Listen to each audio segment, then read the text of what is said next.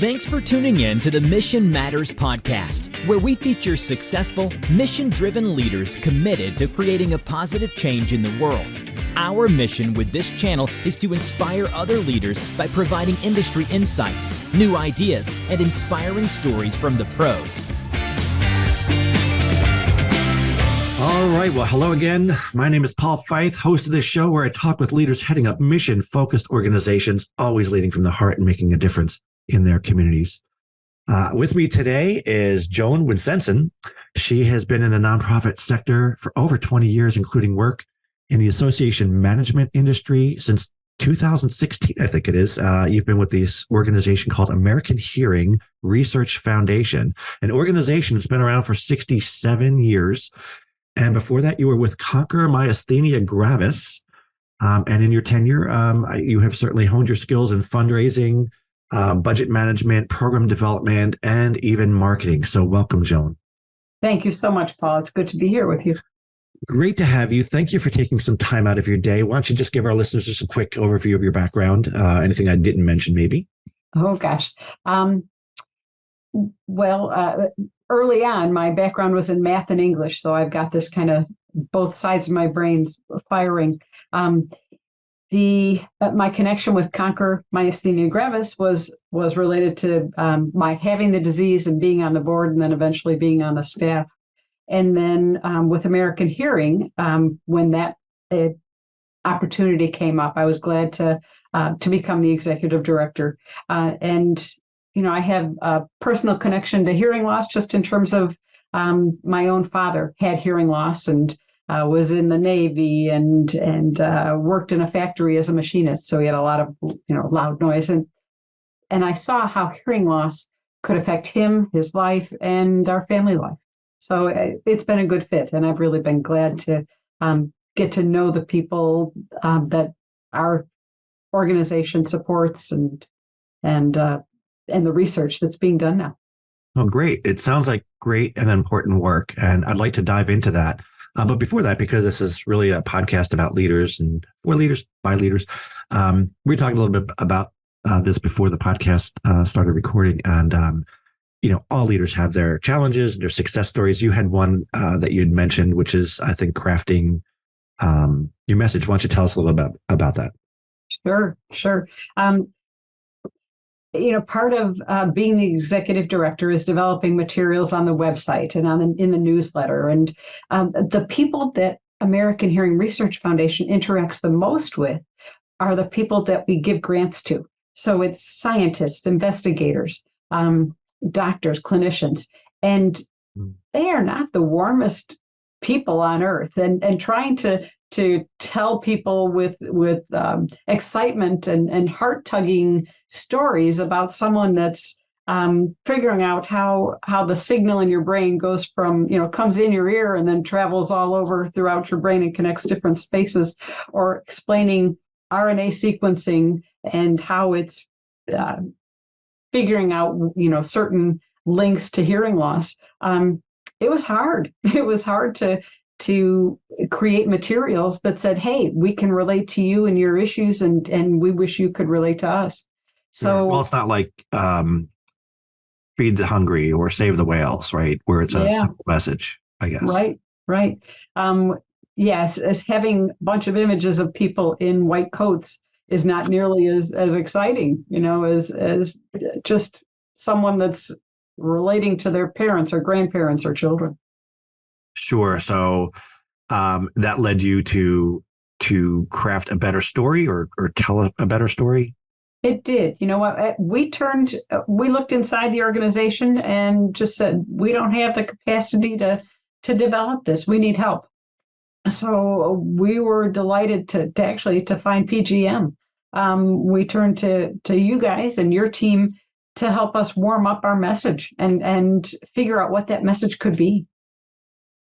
Well, I think it's important that, if anything, the message is consistent, right? So everybody on the board, everybody that's an ambassador to the brand is telling the same story and hammering that home. So that's one, I think, right? That's important.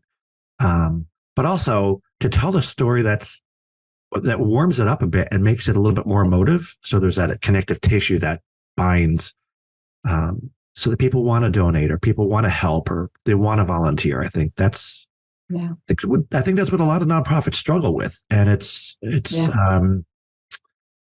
kudos to you for I guess recognizing that and propelling the organization forward. Well, there's some things about what we do that is exciting. Well, there's a lot that's exciting, but I mean, in terms of the average person coming in and saying, I can relate to that.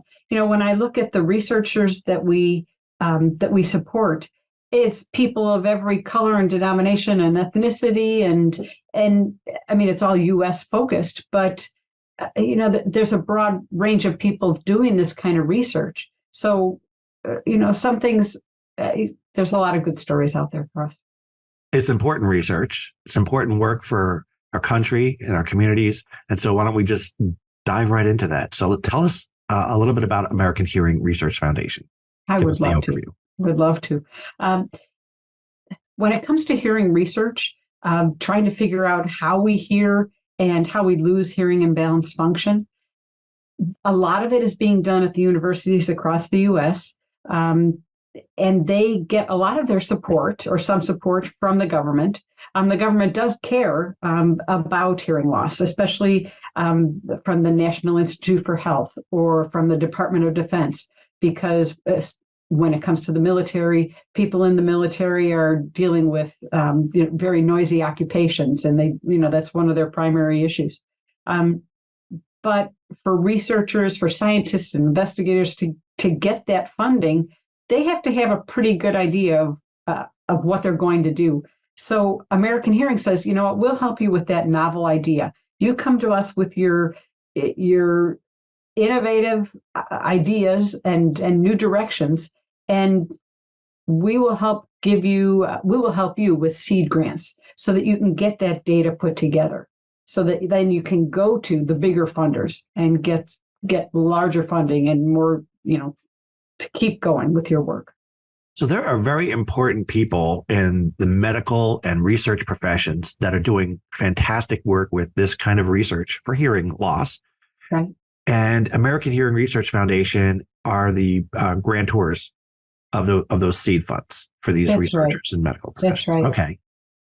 So that helps them continue on this important work of finding out some of the issues with hearing loss. And you were talking about this earlier. It's not just hearing loss is not just a minor inconvenience. Tell us a little bit about that. Sure.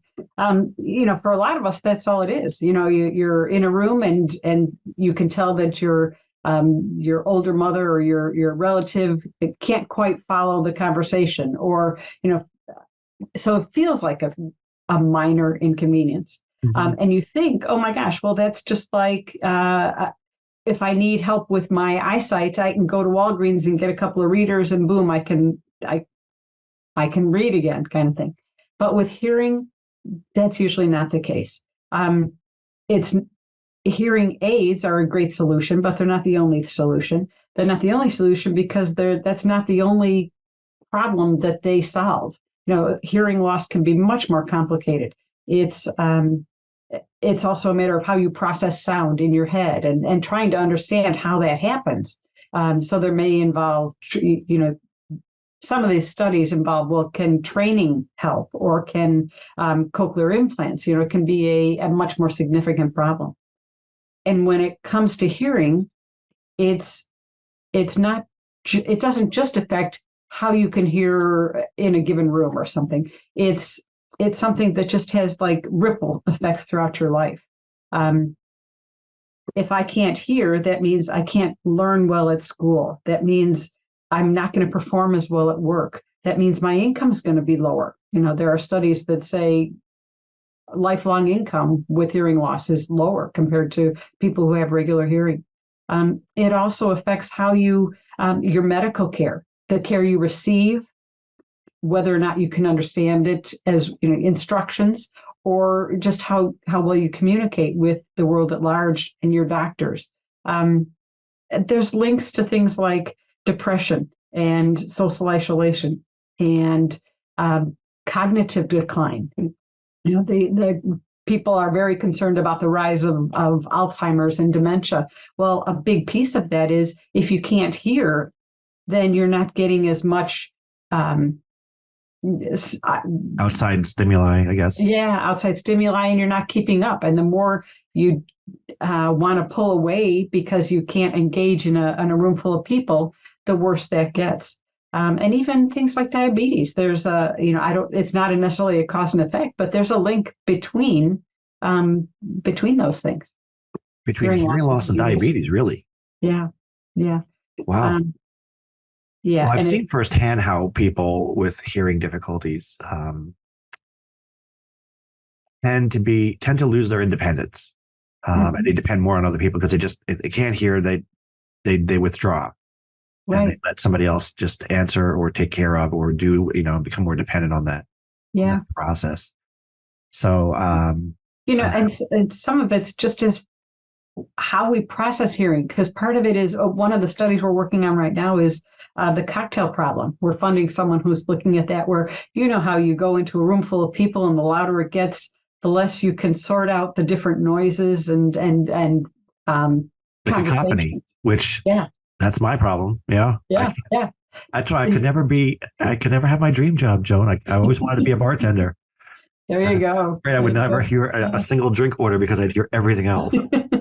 Well, there's a part of your brain that's saying, don't listen to this, focus on this. And so that's just part of what needs to be understood to help people be able to adapt better in those situations. Oh, okay. So American hearing, well, actually, you know what? How many people in America are affected by hearing loss? Let's start there. That's a great question. Hearing loss is the third most prevalent problem that older Americans or older people deal with. It comes right after heart disease and arthritis. Right now, there are, the last estimate I saw is somewhere between 40 and 48 million people in the U.S. alone.